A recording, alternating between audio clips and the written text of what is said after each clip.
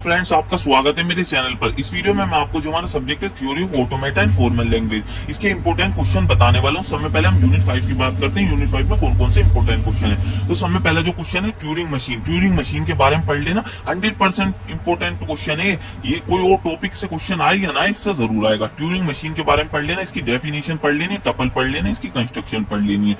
तो ये बहुत ज्यादा इंपोर्टेंट है, तो इसको 100% पढ़ के जाना। ट्यूरिंग मशीन के बारे में अच्छी तरीके से आपको पढ़ लेना। मैं क्वेश्चन भी बता देता हूँ। वैसे तो ज्यादातर आपको इसी में से क्वेश्चन मिलने के चांसेस रहेंगे कि इन्हीं में से क्वेश्चन आपको मिल जाए। बहुत कम चांस रहेगा कि अलग से कुछ क्वेश्चन आए। इन्हीं में से आपको एक क्वेश्चन जरूर मिल जाएगा ट्यूरिंग मशीन का। तो देख लेते हैं कौन कौन से इंपोर्टेंट क्वेश्चन है। Design of Turing machine for the language. Language कौन कौन सी दे रखी है। एक लैंग्वेज हमारी फर्स्ट वाली जो लैंग्वेज है, ए की पावर एन, बी की पावर एन, सी की power N and greater than equal to 1। या तो ये वाले क्वेश्चन के जो चांसेस है ना, सब में ज्यादा, इन सब क्वेश्चनों में से सब में ज्यादा, तो इस वाले क्वेश्चन को ट्यूरिंग मशीन, इस वाले की लैंग्वेज की ट्यूरिंग मशीन आपको बनानी आनी चाहिए। फिर सेकंड क्या है, लैंग्वेज क्या दे रखी है, ए की पावर एन प्लस 2, बी की power N and greater than 0। तो इसको पढ़ लेना। फिर क्या है, तीसरी जो हमारी लैंग्वेज है वो क्या है, ए की पावर एन, बी की power N and greater than 0। इन तीनों ट्यूरिंग मशीन में से एक जरूर देखने को मिल जाएगी। अगर इनमें से नहीं मिलती तो फोर्थ वाली जो क्या है हमारी, तो फोर्थ क्या है फिर हमारी, फोर्थ अगर इन तीनों में से नहीं मिलती फिर फोर्थ क्या है हमारी, language containing palindrome for a's and b's. तो ये वाली मिल जाएगी। वैसे तो तीन में से ही ज्यादातर चांस रहेंगे कि इन तीनों में से एक आपको ट्यूरिंग मशीन का क्वेश्चन मिल जाए, तो इसको देख लेना, ठीक है। फिर आगे देखते कौन कौन से इंपोर्टेंट क्वेश्चन है। फिर ये क्या हमारा universal Turing machine. Universal Turing machine के बारे में पढ़ लेना, इसकी थ्योरी पढ़नी। थ्योरी के क्वेश्चन ही सारे इंपोर्टेंट है। इसके अंदर क्या होता है, एक शॉर्ट नोट लिखने के लिए आता है कि तो 2-3 टॉपिक दे दिए, उसके अंदर उनके ऊपर शॉर्ट नोट लिखने को कहता है। तो इनके अंदर सारे क्वेश्चन ना मर्ज होके आते हैं ज्यादातर। ये थ्योरी वाले जो है ना क्वेश्चन मर्ज होके आते हैं, एक अकेला सिंगल क्वेश्चन नहीं आता है ज्यादातर। या तो 2 मार्क्स में पूछे या बहुत सारे क्वेश्चन आपस में मर्ज करके पूछे जाएंगे। हर क्वेश्चन पेपर में, प्रीवियस ईयर के क्वेश्चन पेपर में उठा के भी देख लेना, सारे क्वेश्चन आपस में मर्ज करके पूछे जाते हैं। तो क्या है, हमारा यूनिवर्सल ट्यूरिंग मशीन के बारे में पढ़ लेना, बहुत ज्यादा इंपॉर्टेंट है। फिर क्या, लीनियर बाउंड्री ऑटोमेटा की थ्योरी पढ़ लेना, 100% पूछी जा सकती है। फिर क्या, हॉल्टिंग प्रॉब्लम थ्योरी पढ़ लेना, 100% चांसेस थ्योरी पढ़ लेनी बस। फिफ्थ क्या है, रिकर्सिव एंड डिकर्सिव एनुमरेबल लैंग्वेज पढ़ लेनी, 100% थ्योरी के लिए इंपॉर्टेंट है, तो इसको पढ़ के चल जाना। फिर हमारा 6 क्या, church thesis and post correspondence problem. तो इसको पीसीपी भी कहते हैं। इसकी बस थ्योरी पढ़ लेनी है। न्यूमेरिकल के, पीसीपी के न्यूमेरिकल के बहुत कम चांसेस रहते हैं, छोड़ देना, न्यूमेरिकल की जरूरत भी नहीं है। बस इनकी थ्योरी पढ़ लेना। वो ये एक साथ मर्ज करके जो क्वेश्चन पूछे जाते हैं ना, उनमें ही से ये आपको मिल जाएगा। इसलिए मर्ज करके क्वेश्चन पूछे जाते हैं इसके अंदर थ्योरी के, तो इन सबको पढ़ लेना। एक सिंगल क्वेश्चन के पूछे जाने के चांसेस कम रहते हैं। सारे क्वेश्चन आपस में मर्ज करके शॉर्ट नोट लिखने को कहता है उनके ऊपर। फिर ये जो है ना, वेरिएशन ऑफ ट्यूरिंग मशीन, थोड़े कम चांसेस रहेंगे, तो इसको पढ़ के चले जाना। अगर टाइम मिले तो इसके बहुत कम चांसेस आने के। तो 1 से लेकर 6 जितने भी मैंने आपको क्वेश्चन बताए ना, उनमें से ही आपको सारे क्वेश्चन देखने को मिल जाएंगे। 6, 7 जो हमारा क्वेश्चन है उसके बहुत कम चांसेस आने के। अब देखते हैं आगे यूनिट 1 में कौन कौन से इंपोर्टेंट क्वेश्चन है। यूनिट 1 में आपको सिंबल, अल्फाबेट, स्ट्रिंग, लैंग्वेज की डेफिनेशन पढ़ लेनी, 2-2 मार्क्स में पूछे जाते हैं। वैसे भी आपको पता भी होने चाहिए कि डीएफए बनाने के लिए 2-2 मार्क्स के लिए पूछे जाते हैं, ज्यादा इंपॉर्टेंट नहीं है। And application of finite automata 2-2 marks के लिए इंपॉर्टेंट है, बस पढ़ लेना, इतने इंपॉर्टेंट नहीं है, 2-2 मार्क्स में ही पूछे जाएंगे। डीएफए का फुल टॉपिक आपको कवर करना है क्योंकि बहुत ज्यादा इंपॉर्टेंट है, तो डीएफए के बारे में पढ़ लेना। एंड डीएफए का कंस्ट्रक्शन, एवरी टाइप, सारे टाइप के डीएफए आपको बनाने आने चाहिए। वैसे भी मैं अभी आपको डीएफए के जो इंपॉर्टेंट क्वेश्चन है ना वो करवा दूंगा, तो उन्हीं में से आपको देखने को मिल जाएंगे। वैसे डीएफए आपको बनाना आना चाहिए, इसके ऊपर न्यूमेरिकल पूछा जाता है। वैसे भी डीएफए का पूरा टॉपिक है ना, सारा यूजफुल है इस पूरी यूनिट में। अगर आपने डीएफए ही छोड़ दिया ना, आपको डीएफए नहीं बनाना आएगा ना, तो ये सारे के सारे टॉपिक आप समझ ही नहीं पाएंगे। तो डीएफए सब में ज्यादा इंपॉर्टेंट है, तो 100% आपको पढ़ लेना। फिर क्या, एनएफए या एनडीएफए भी कहते हैं इसका फुल टॉपिक एंड कंस्ट्रक्शन आपको आना चाहिए। दोनों टॉपिक इस यूनिट से सब में ज्यादा इंपॉर्टेंट है, तो इनको पढ़ लेना। 100% न्यूमेरिकल पूछे जाने के चांसेस रहेंगे। और ये मिनिमाइजेशन ऑफ डीएफए सब में ज्यादा पूछे जाने वाला क्वेश्चन है। ये वाला मिनिमाइजेशन करना आना चाहिए आपको, मिनिमाइज करना आना चाहिए डीएफए को किस टाइप से मिनिमाइज करते हैं, मोस्ट इंपॉर्टेंट रहेगा। 100% चांसेस रहेगा, न्यूमेरिकल जरूर पूछा जाएगा इसके ऊपर भी, तो इसको आना चाहिए आपको। न्यूमेरिकल आते हैं इनके ऊपर, मिनिमाइजेशन ऑफ डीएफए, एनएफए के ऊपर न्यूमेरिकल पूछ ले, डीएफए के न्यूमेरिकल पूछ ले। इनकी थ्योरी बस पता होनी चाहिए, क्योंकि अगर आपको थ्योरी नहीं पता होगी तो आप किस तरीके से न्यूमेरिकल करेंगे। तो डीएफए और एनएफए की आपको थ्योरी पता होनी चाहिए। मिनिमाइजेशन का न्यूमेरिकल आएगा तो देख लेना। एनएफए टू डीएफए कन्वर्जन आपको आना चाहिए, बहुत ज्यादा इंपॉर्टेंट है। या तो मिनिमाइजेशन ऑफ डीएफए का पूछा जाता है, एनएफए टू डीएफए कन्वर्जन पूछा जाता है, दोनों साथ में पूछ लिए जाते हैं।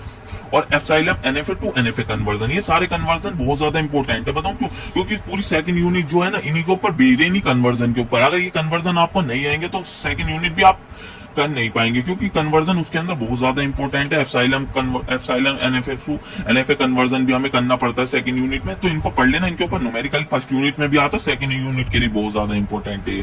तो ये फोर्थ और फिफ्थ, 2, 3, 4, 5 जो है ना हमारे सब में ज्यादा इंपॉर्टेंट टॉपिक है इस यूनिट से।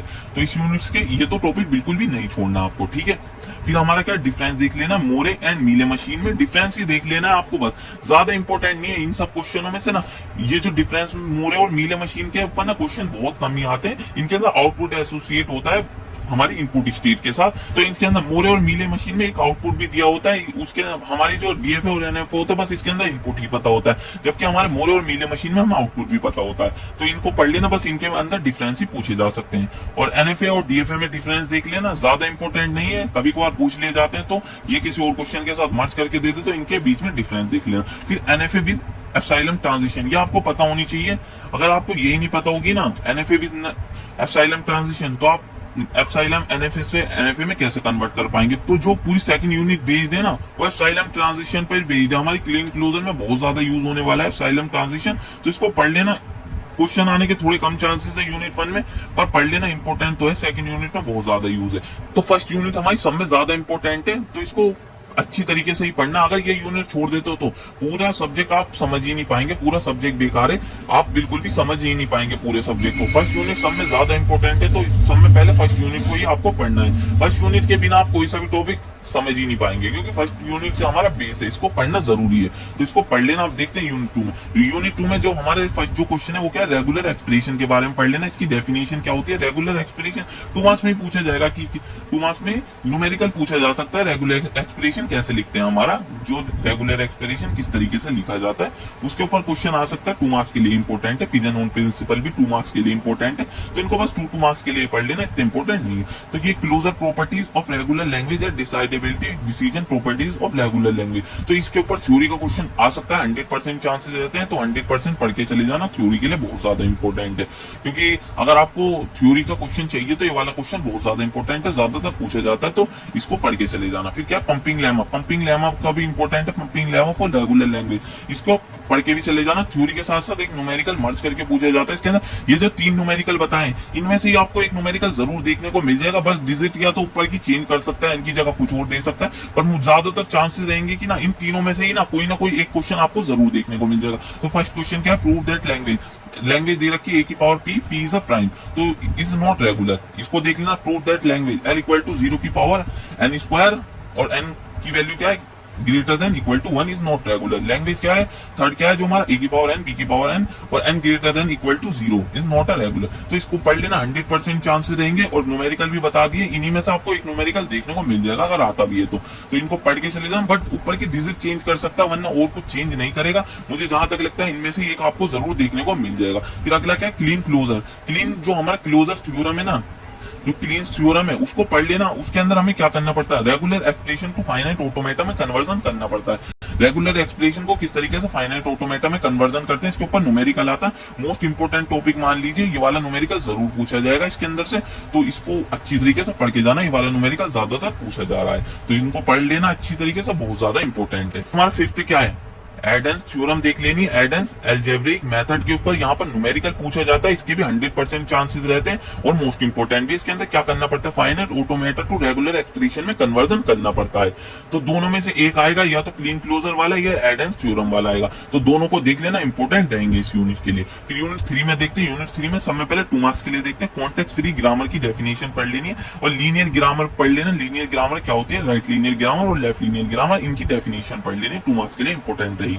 फिर क्या, चॉम्स्की हिरार्की, तो इसको देख लेना, इस थ्योरी के लिए बहुत ज्यादा इंपॉर्टेंट है। मोस्ट इंपॉर्टेंट में मान लीजिए अगर थ्योरी आती है तो ये जरूर आएगा ये वाला क्वेश्चन, तो इसको पढ़ के चले जाना। थर्ड क्या, डेरिवेशन ट्री, तो डेरिवेशन ट्री को बनाना आना चाहिए। इसको क्या कहते हैं, पार्स ट्री भी कहते हैं। लेफ्ट मोड डेरिवेशन और राइट मोड डेरिवेशन दोनों ट्री आपको बनाने आने चाहिए, कंस्ट्रक्शन आना चाहिए। इनका न्यूमेरिकल आता है, 100% चांसेस रहेंगे न्यूमेरिकल आने के, तो इनको अच्छी तरीके से पढ़ के चले जाना। फिर हमारा फोर्थ क्या है, ambiguity in CFG and convert ambiguous grammar into unambiguous grammar. इन दोनों टॉपिक थर्ड और फोर्थ से मिक्स करके एक क्वेश्चन आता है। इसके अंदर हमें डेरिवेशन ट्री बना के चेक करना होता है ये एम्बिगुअस ग्रामर है या नहीं है। तो राइट ट्री और लेफ्ट ट्री हमें दोनों को बना के चेक करना पड़ता है और फिर ना उसको ना एम्बिगुअस ग्रामर को ना अनएम्बिगुअस ग्रामर में कन्वर्ट करना पड़ता है। तो दोनों टॉपिक को मर्ज करके एक क्वेश्चन आ सकता है। तो दोनों टॉपिक बहुत ज्यादा इंपॉर्टेंट रहेंगे, मोस्ट इंपॉर्टेंट में मान लीजिए इसको। फिर हमारा फिफ्थ जो हमारा ये लास्ट बहुत ज्यादा इंपॉर्टेंट क्वेश्चन है, वो क्वेश्चन तो आए या ना आए, ये वाला क्वेश्चन तो आपको जरूर मिलेगा, जरूर आएगा ये वाला। Chomsky normal form, CNF Gravik normal form, तो इसको जीएनएफ भी कहते हैं यहाँ पर। तो इनका कन्वर्जन आता है सीएनएफ को जीएनएफ में कन्वर्जन या जीएनएफ को सीएनएफ में कन्वर्जन। मोस्ट इंपोर्टेंट है, कोई और क्वेश्चन आए या ना आए ये जरूर आएगा आपको। सीएनएफ टू जीएनएफ में कन्वर्जन या जीएनएफ टू सीएनएफ में कन्वर्जन जरूर आएगा क्वेश्चन। ये वाला 100% करके जाना, बिल्कुल करके जाना, छोड़ना बिल्कुल भी नहीं है आपको। बहुत ज्यादा इंपॉर्टेंट है, आपको सीएनएफ और जीएनएफ के बारे में पढ़ लेना। सीएनएफ टू जीएनएफ कन्वर्जन और जीएनएफ टू सीएनएफ कन्वर्जन जरूर आएगा, ये पढ़ के बिल्कुल अच्छी तरीके से जाना है यहाँ पर।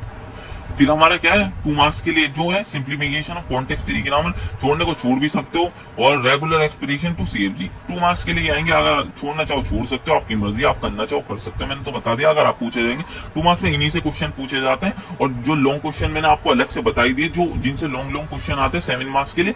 और अगर आप ये 2 मार्क्स से करना चाहो, अगर आपको पूरे मार्क्स चाहिए तो आप कर सकते हो। अब देखते हैं 4th यूनिट के लिए, 4th यूनिट में कौन कौन से इंपोर्टेंट क्वेश्चन है। तो 4th यूनिट में हमारा क्या है CFG to PDA and PDA to CFG conversion. इन दोनों में से एक जरूर आएगा, पीडीए टू या तो सीएफजी टू पीडीए आएगा या पीडीए टू सीएफजी आएगा। दोनों में से एक कन्वर्जन जरूर आएगा, हर साल पूछा जाता है। तो 100% मान लीजिए प्रीवियस ईयर के सारे क्वेश्चन में देखने को मिल जाएगा। तो मोस्ट इंपोर्टेंट मान के चलिए ये जरूर आपको देखने को मिल जाएगा, इसको अच्छी तरीके से पढ़ के जाना। फिर 2 स्टैक पीडीए के ऊपर कंस्ट्रक्शन आता है, बहुत ज्यादा इंपॉर्टेंट है, इसके बारे में पढ़ लेना। थ्योरी तो इतनी इंपॉर्टेंट नहीं है, पर पढ़ लेना, जब थ्योरी पता होगी तभी आप न्यूमेरिकल कर पाएंगे। ये 2 न्यूमेरिकल मैं आपको इसके लिए इंपॉर्टेंट बता रहा हूँ। 2 न्यूमेरिकल में से जरूर आपको एक न्यूमेरिकल जरूर देखने को मिल जाएगा, तो इनको पढ़ के चले जाना। क्या दे रखे, लैंग्वेज दे रखी है इनके लिए ए की पावर एन, बी की पावर एन, सी की power N, N greater than equal to 1। तो ये एक ये वाला क्वेश्चन है। और इसके अंदर लैंग्वेज क्या दे रखी है, ए की पावर एन, बी की पावर एम, सी की पावर एन, डी की power M, where N M greater than equal to 1। तो ये 2 स्टेक पीडीए के लिए न्यूमेरिकल मैं आपको बता रहा हूँ। ज्यादा चांसेस रहेंगे कि इन्हीं में से मिल जाए, बहुत कम चांसेस रहेंगे कि अलग सा है। तो इनको देख लेना आपको। फिर पुश डाउन ऑटोमेटा पढ़ लेना। पीडीए में आपको डीपीडीए फुल टॉपिक पढ़ लेना, एनडीपीडीए या एनपीडीए भी कहते हैं, फुल टॉपिक पढ़ लेना। नॉन डिटर्मिनिस्टिक और डिटर्मिनिस्टिक पीडीए, और इनका कंस्ट्रक्शन आपको बनाना आना चाहिए। इनके ऊपर न्यूमेरिकल आता है 100%। तो इनके बारे में थ्योरी पता होगी तभी तो आप न्यूमेरिकल कर पाएंगे। फिर जो मैं आपको न्यूमेरिकल बता रहा हूँ पीडीए के ऊपर, इन्हीं में से आपको सारे न्यूमेरिकल देखने को मिल जाएंगे। इनके अलावा बहुत ही कम चांसेस रहेंगे कि कोई न्यूमेरिकल पूछा जाए। तो फर्स्ट लैंग्वेज क्या है, 0 की पावर एन, 1 की power N, N greater than equal to 0, ठीक है, वाला न्यूमेरिकल किस रहेंगे। फिर सेकंड क्या है, लैंग्वेज क्या दे रखी है, डब्ल्यू, डब्ल्यू का मतलब स्ट्रिंग दे रखी है, और ये डब्ल्यू की पावर है रिवर्स दे रखा है स्ट्रिंग का। और डब्ल्यू इक्वल टू डब्ल्यू किस में से बिलोंग करेगा, ए प्लस बी का होल स्टार से बिलोंग करेगा, ठीक है। इसको देख लेना यहाँ पर। तो ये वाला ये जो जितने भी है ना स्ट्रिंग वाले डब्ल्यू की पावर वाले जितने भी क्वेश्चन डब्ल्यू डब्ल्यू की पावर आर ये रिवर्स दे रखा है, इनको यही वाले ज्यादातर क्वेश्चन पूछे जाते हैं। सारे देख लेना, इन्हीं टाइप के क्वेश्चन आपको मिलेंगे। L equal to W C, W की पावर आर रिवर्स दे रखा है। डब्ल्यू बिलोंग्स टू कहां से बिलोंग्स कर रहा है, ए बी का स्टार से बिलोंग्स कर रहा है, ठीक है। फिर फोर्थ जो हमारा क्या है, लैंग्वेज दे रखी है 0 की पावर एन, 1 की power 2 N, N greater than equal to 1, ठीक है। फिर हमारा फिफ्थ जो क्वेश्चन है, L equal to W, W की पावर एन, डब्ल्यू किससे बिलोंग करेगा, ए बी का होल स्टार से, ठीक है। ये सारे सेम से क्वेश्चन है, बस थोड़ा सा डिफरेंस दे रखा है यहाँ पर, थोड़ा सा डिफरेंस है। या कहीं पे प्लस दे देगा, कहीं पे स्टार दे देगा। तो प्लस और स्टार का ध्यान रखना है, न्यूमेरिकल पूरा का पूरा गड़बड़ हो जाएगा। तो प्लस का कहाँ यूज होता है, स्टार का किस तरीके से यूज करते हैं देख लेना आपको, ठीक है। और यहाँ पर देखते हैं फिर जो हमारा 6 question, L equal to language क्या दे रहे कि ए की पावर आई, बी की पावर आई, सी की पावर आई, सी की पावर के, आई इक्वल टू जे और जे इक्वल टू के। तो इसको देख लेना इस वाले पीडीए को हमारा। फिर क्या है, डब्ल्यू सी, डब्ल्यू की power R, W belong to A B का पॉजिटिव से बिलोंग्स करता है। तो इनको देख के चले जाना अच्छी तरीके से, बहुत ज्यादा इंपॉर्टेंट है पॉजिटिव। और ये वाले सब देख लेना आपको। अगर यहाँ पर मैंने इसके बारे में अगर मैंने आपको इसके बारे में स्टार वाला बताया, ये वाला जो क्वेश्चन, इसका पॉजिटिव भी आपको देख लेना है, क्योंकि पॉजिटिव या स्टार में से दोनों में से ही कोई एक देगा। ये वाले जो क्वेश्चन है ना, इन्हीं में से कोई क्वेश्चन पूछा जाएगा, ज्यादातर इन्हीं में से आने के चांसेस रहते हैं। तो इनको अच्छी तरीके से पढ़ के चले जाना। फिर ये वाला जो हो गया हमारा 7th हो गया। फिर 8 हमारा डब्ल्यू की पावर टी का भी मतलब क्या, रिवर्स ही है, दोनों ये सेम ही है। ये हमारा एक तो सेकंड और ये दोनों सेम ही है। टी का मतलब रिवर्स ही होता है, स्ट्रिंग का रिवर्स। ये कहां से बिलोंग करेगा, ए प्लस बी का होल स्टार से। तो इनको देख लेना, प्लस वाले और स्टार वाले की, ए प्लस बी का स्टार, ए प्लस बी का प्लस। तो इस टाइप के क्वेश्चन ही आपको पीडीए से पूछे जाएंगे, ज्यादातर इन्हीं में से चांसेस रहेंगे कि पूछ लिए जाए। या अलग से अगर पूछे जाएंगे तो यहाँ पर ए प्लस बी का पावर प्लस दे सकता है। तो इनको देख लेना, यहाँ पर इन्हीं में से क्वेश्चन पूछे जाएंगे, ज्यादातर पीडी के जो पूछे जाएंगे इन्हीं में से आपको जरूर देखने को मिल जाएंगे। 100% चांस तो है कि इन्हीं में से आ जाए, अगर बहुत ही कम चांस रहेंगे कि अलग से पूछ लिया जाए। क्योंकि क्या है, हमारा 2 मार्क्स के लिए क्लोजर प्रॉपर्टीज ऑफ सीएफएल देख लेनी है, डीपीडीए वर्सेज एनडीपीडीए, एनडीपीडीए में डिफरेंस देख लेना। बस यही टॉपिक था हमारे यूनिट 1 से लेकर यूनिट 5 तक। अब मिलते हैं इसी तरीके की नेक्स्ट वीडियो में। अगर वीडियो अच्छी लगी हो तो वीडियो को लाइक और चैनल को सब्सक्राइब कर लीजिए।